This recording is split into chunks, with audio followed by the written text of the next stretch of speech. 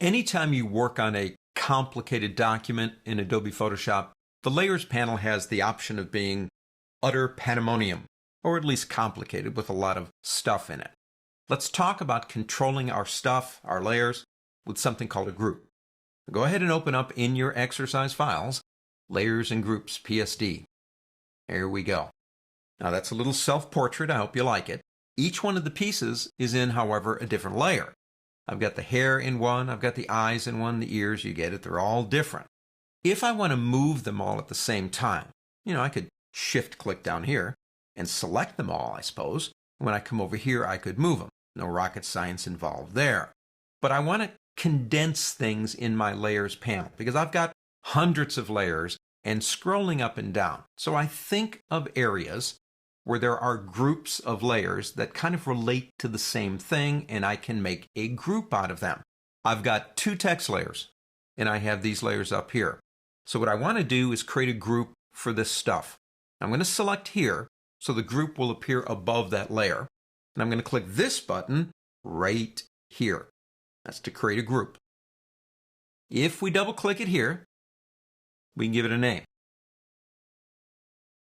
How about face elements? To get these items into there is actually pretty simple. Select hair, shift-click down to mouth, and then drag up until you see a little box come around face elements, and let go. Now they should indent if it worked. We can then collapse, and we're getting better control over our Layers panel. Now the advantages here are kind of nice. I can turn everything on and off as if it were one layer. I can move it as if it were one layer. And when we get to blending modes, we can control all of the elements in this particular group as if they are in one layer. Opacity would be the same thing. You've got a lot of control. Now let's say during the course of working that we decide this particular group needs to be ungrouped, if you will. There's a couple of ways we can do this, but this is the absolute easiest way. I want you to select face elements. Now don't drag it to the trash can.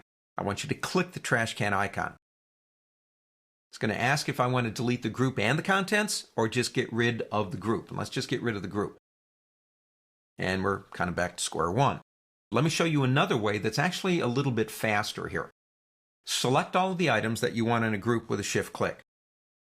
Now, come up to your options here. You have an option for creating a group or creating a group from layers. Now click that button. It will automatically take you here so you can give it a name. And click OK. And that's just one more way. Tell you what, let's make one more. But let's use that new feature in the Layers panel that we learned in the previous lesson. And that is the ability to find layers up here. I've got 2 text layers. I want those in their own group. There they are. It got rid of everything else for me. I can come down here and I can select them. I can then go to this button, which makes sense. This is faster. And go into New Group from Layers. We'll call it text or type or whatever you want to call it. Click OK. Now we can turn this off. And there you go. We've got another group. I do like groups, and I think they are a very important part to Photoshop if you're doing complicated documents, because they help control the confusion that can exist in the Layers panel. On to the next.